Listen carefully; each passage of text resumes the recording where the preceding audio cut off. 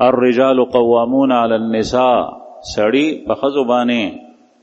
نگرانان دي، ټول واک د سړو په لاس کې دی، دنه به تپوس هم کېږي. دا مشري چې الله جل شانه ورکړي ده، د هغې زنانه به خپل هم تپوس کېږي چې کوم غلط رخ اختیاري په معاشره کې، حیا یې پرېښوه، پرده یې پرېښوه، او ښه خویونه او ښه صفات یې پرېښول، او د دې سړي نه به هم تپوس کېږي چې ستا دا ښځه تا څخه راله، تا د هغې تربیت ولې نه وکړی. بچي چې لوی شي د هغې نه به خپل هم تپوس کېږي، د هغې نه به تپوس کېږي چې تا دا غلط رخ ولې اختیار کو. لیکن کله چې دی ماشومانو او د دی پلار د دی مذهبي دینی او د نبی کریم صلی الله علیه وسلم د سنتو مطابق تربیت نه دی کړی، دنه به تپوس کېږي چې تا د بچو صحیح تربیت ولې نه دی کړی. د پلار نه به د بچي باره کې تپوس دا نه کېږي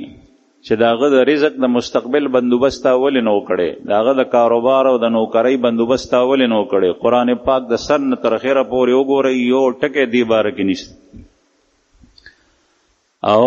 دغسې چې کوم دی نو د دې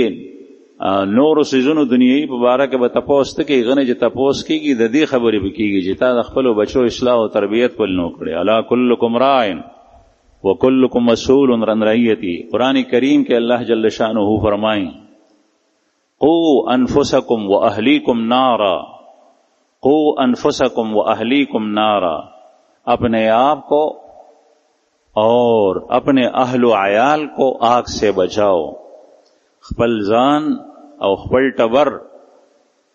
خپل ټبر زمونږ په اصطلاح کې عرف کې ورته ټبر وایي، په ټبر کې ښځه بچي ټول داخل دي. قو انفسکم و اهلیکم نارا، خپل ځان او خپل ټبر د اور نه بچ کئ. او کوم اور نه؟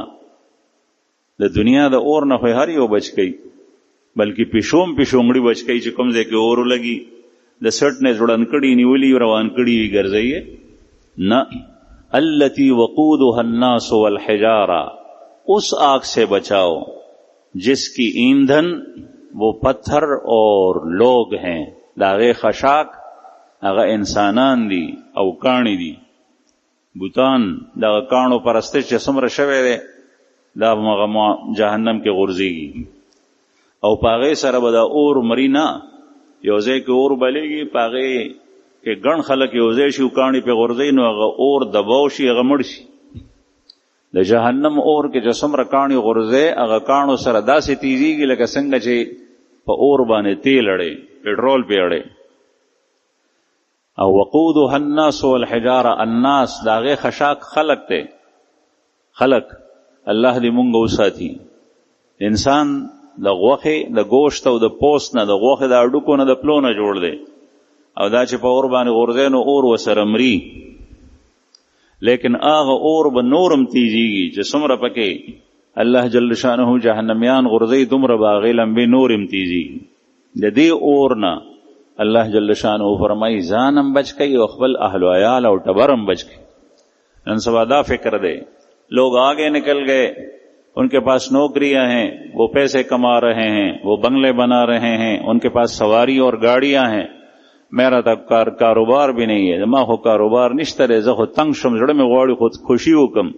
تا نه به الله جل شانه تپوس کوي دا اراده چې دې کومه کړې ده. ته به دغسې شترې بې مهار په شان نه پرېږدي، او ته چې خودکشي وکې نو ته به زه کوم پله. الله جل جلاله نشي عاجز کولی، هیڅ یو ځای کې د خدای نه تیښته نشي کولی. هغه به تا ودرئ ځان ته مخې ته ژوندی به دې کړي، چې کوم الله ړومبی پیدا کړی هغه به دې بیا ژوندی کوي. تا ته به وایي تا د دنیا او د سوسایټۍ او د معاشرې او د مال د نشوالي د وجې نه خودکشي کوله، تا د قرضونو د وجې نه دا کوله. نو زما عزتمند قرآن کریم کې الله پاک فرمایي چې خپل ځان او خپل ټبر بچ کړي د اور نه. دا ځان بچ کول د هغه جهنم د اور نه، دا بچو ته په مال ورکولو سره نه کېږي، په ښو کپړو راړو سره نه کېږي، په ښه کور جوړولو سره نه کېږي، په ښې سورلۍ ورکولو سره نه کېږي چې یو عضوي د ته ښه شاندار مزیدار ګاډۍ والی چابي ورته ورکې د شوروم نه یې راوباسې، په هغې سره نه کېږي. خو ځایونو کې په مالدار ځای کې ودونو رشتو سره نه کېږي،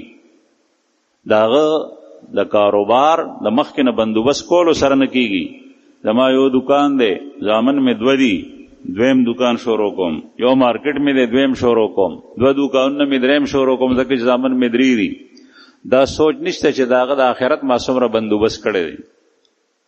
نو قرآن کریم کې الله پاک فرمایي یا ایها الذین آمنوا قوا انفسکم واهلیکم نارا خپل ځان او خپل اهل و عیال د هغه اور نه بچ کړئ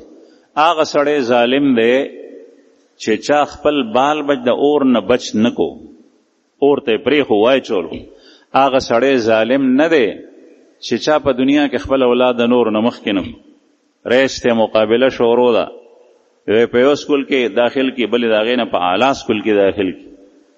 یو ته یو نوکري وګوري بل دا کس ظالم نه دی ظالم هغه کس دی چې هغه خپل بچي ته د مسلمانۍ د اسلام د ربی کریم صلی الله علیه وسلم د سنت مطهره د خو اخلاقو د ښې عقیدې د دین د پاک او د پلیت د هغې تعلیم ورنکو د هغې تربیت ورنکو نبی کریم صلی الله علیه وسلم به د بچو تربیت کول د پیغمبر علیه السلام یو پرکټی دی حضرت ام سلمہ رضی الله عنها سره ماشومانو پیغمبر علیه السلام د نکاح پیغام ورکو هغې دا عذر کو چې یا رسول الله ما سره ماشومان دي د بل خاوند نه کونډه وه دا الله رسول ورته وفرمایل چې ستا ماشومان زما ماشومان دي دومره رحیم کریم رؤوف مهربانه هستی وه پردي ماشومان هغه واغشت هغه زما ماشومان او بیا یې د هغې بچو داسې تربیت کړی دی چې عمر ابن ابي سلمہ دی ناست دی پیغمبر علیه السلام مبارک خوراک کوي څه شی خوري روټۍ خوري دی ورسره ناست دی نو دی ماشوم دی خپل بچی نه دی د بیبي سره یې راغلی او ام سلمہ رضی الله عنها د رسول الله صلی الله علیه وسلم زوجیت کې دغه وخت کې راغلی و ام المؤمنین ده نو هغه لاس په لوښي کې ګیر چا بیرتاوېدو لکه زمونږ ماشومان چې هغه ځای کې نوړی پورېږي کله دې کله یو طرف ته کله بل طرف ته رسول الله صلی الله علیه وسلم ورته وفرمایل مونږ خو وایو چې پرېږده ماشوم دی دا پرېږده ماشوم دی ډېر خطرناک ټکی دی هغه ماشوم دی لیکن ته خو ماشوم نه تا نه به د دې بچي د تربیت باره کې تپوس کېږي چې تا ورته ښه تربیت ولې نه وښولی او چې هغه لوی شي نو هغه بیا مکلف دی اوس به هغه نه هم تپوس کېږي پیغمبر علیه السلام هغه وړوکي ماشوم ته وایي دا ماشوم سره ښه کول دي ښه تربیت هغه ته خول رسول الله صلی الله علیه وسلم فرمایي سب سے بہترین ڈالی اور سب سے بہترین تحفہ اور ہدیہ جو باپ اپنے بیٹے کو دے سکتا ہے اس سے بڑھ کر کوئی اور نہیں ہو سکتا کہ اس کو ایک اخلاق اچھے اخلاق سکھائے ایک خلق سکھائے یو خوی و توخی د دینه بهترین تربیت پلار اډو ورکول نشي حالانکه پلار په دنیا کې کارخانه ورکول شي مل ورکول شي سورلی ورکول شي بنگله ورکول شي لیکن دا یو خلق حسن و توخی دا الله رسول فرمایي د دینه بهترین تربیت د دینه بهترین ډالۍ د دینه بهترین هدیه یو پلار خپل زوی ته نشي ورکول نه په امریکا کې نه په یورپ کې نه په بل ځای رسول الله صلی الله علیه وسلم دا لاس اونیو ماشوم او نن سبا چې داسې وکړي نو بس ظلم کې وړوکي سره پرېږده ماشوم دی چې لګي ازاد پرېږده دا د کافر سوسایټي ده ماشوم ته څه نه ویل هغه د غلط کار نه منې کول دا د کافرانو خوی خصلت دی چې غلط کار کوي نو فوراً به منې کې او ډېر په محبت سره ډېر په پیار سره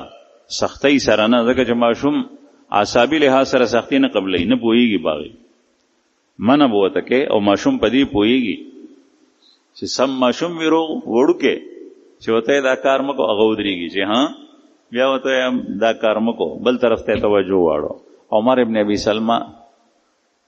رضی الله عنه هغه وایي چې زما لاس ګیر چاپېر لوښو کې تاوېدو دا الله رسول الله سنیو ورته فرمایي یا بنیه اے بچیه سم الله وکل مما یلیک وکل بیمینک اے بچیا چې خوراک کې د الله نوم اخلا بسم الله وایا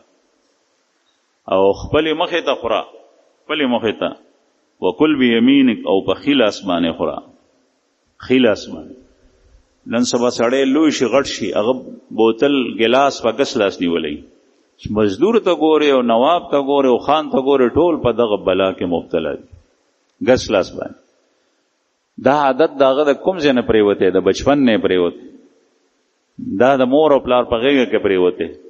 او د بچپن د هغې تپوس به د مور او پلار نه کېږي، او چې کله دی مکلف شو اوس به تپوس د ده نه هم کېږي، ځکه چې ته خو غټ وې، ستا عقل شته، ته بالغ شوې په هر یو کار باندې. عرض مې دا کول زما عزتمندو چې سوسایټي او معاشره په دې کې چې کله خلکو تبدیلی نه راوستي، دا الله جل شانه دین مخکې نه را روانو، معاشره سمه وه،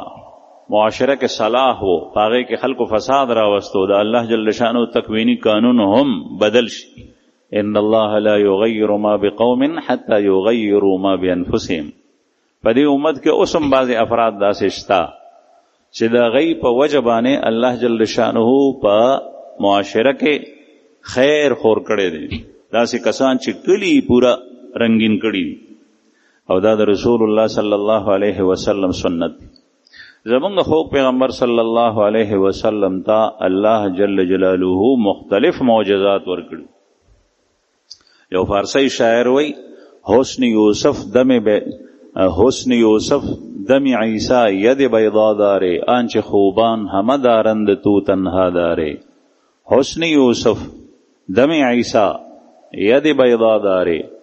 یوسف علیہ السلام حسنم اللہ تا تدر کڑے دی. ام المومنین عائشہ بی فرمائی چې زما د محبوب حسن پټو کاغا سرګن شوی وی، نو بیا د یوسف علیہ السلام په زمانه کې ښځو ګوتو پرې کړی وي، نو زما د محبوب حسن چې لیدلی وي نو زړونه به یې پرې کړي وي. دم عیسی، د عیسی علیہ السلام په دم باندې به رنځوران رغېدل، ابرس مادرزاد ړوند برګي مرض والا لاس میں پراخ کلو هغه به روغ شو. رسول الله صلی الله علیه وسلم ته الله جل شانو دغه معجزات ورکړي. میبار به ټیک ټاک شو. حضرت علی رضی الله عنه فرمایي چې د خیبر په موقع باندې زما سترګې ډېرې زیاتې خوږ وې، سترګې مې غړولی نه شوې، او د خیبر قلا فتح کېده نه پیغمبر علیه الصلاة والسلام وفرمایل د شپې سبا به زه جنډه هغه سړي ته ورکوم چې د هغه په لاس باندې به دا قلا فتح کېږي. وایي چې سبا شو، حضرت عمر فاروق رضی الله عنه وایي چې زم په جمع کې ولاړم، مجمع کې، او ټول خلک ولاړ دی، صحابه دي ټول، ما د سر اوچت اوچت کولو چې جنډه ما ته راکړي، سر مې دې دپاره اوچت اوچت کولو چې جنډه ما ته راکړي. دغه وخت کې پیسې نه تقسیمېدې، ځمکه نه تقسیمېده، دغه وخت کې مرګ ته دانګلو، هغه ځای چې هغه فتح کېږي نو په هغې کې مړي کېږي، هغه ځای ته دانګلو، او صحابه داسې خلک وو چې هغوی به داسې ځای ته خپل ځان وړاندې کولو. حضرت عمر فاروق رضی الله عنه فرمایي چې ما وی چې ما ته جنډه راکړي دې ځای ته زه ورشم او دا فتح شي. وایي رسول الله صلی الله علیه وسلم ما نه مخ واړولو، بل کس چې هر یو صحابي تقریبا دا تمنا وه. پیغمبر علیه الصلاة والسلام فرمایل علی چېرته دی؟ داسې کتل جمع کې علی نه ښکارېدو. وایي چې صاحب هغه خو ټیک نه دی، بیمار دی، سترګې خوږ دي. وایي چې رای ولی چې څنګه یې هغه راوستو، جنډه یې ورته ورکړه، سترګې خوږ وې، په سترګو ورته توکل لیاړې ورته توکې، ټیک ټاک شو. د الله د رسول معجزات هغه ډېر زیات دي. بعضې خلکو پوره مستقل په هغې باندې کتابونه لیکلي دي. امام بحقی رحمه الله یو کتاب لیکلی دی په عربی کې، دلائل النبوه، نبوت کې دلائل، په هغې کې د رسول الله صلی الله علیه وسلم معجزات ډېر راجمع کړي. 2 جلد کتاب دی، دلته په دې کتابخانه کې شته. نبی کریم صلی الله علیه وسلم ته الله جل شانه معجزات ورکړي ډېر زیات. موسی علیه السلام معجزات د هغې تذکره ډېره ده. موسی علیہ السلام ته الله جل شانه کونټي ورکړي وه. کونټي، هغه کونټي هغه چې به میدان ته وغورځوله بیا به مار جوړ شو، او د جادوګرو ټول ماران یې تیر کړي، او چې بیا به ورته لاس کړو بیا به کونټي وه. او هغه کونټي وادي تیح کې چې هغه دشته د سرې شګې دي، اوبه نشته، او بني اسرائیلو د اوبو شکایت وکړو چې صاحب اوبه نشته. موسی علیہ السلام کاڼي ته راخلاصه کا، نو کاڼي نه اوبه روانې شوې، 12 چینې ته جاري شوې. او لاس موسی علیہ السلام چې به ګریوان کې دننه کو، سم لاس به مخ کې چې ګریوان کې به دن کو راو وستو نو بیا به د نور غونې زلیدو پړکېدو برېښنا به کوله. نو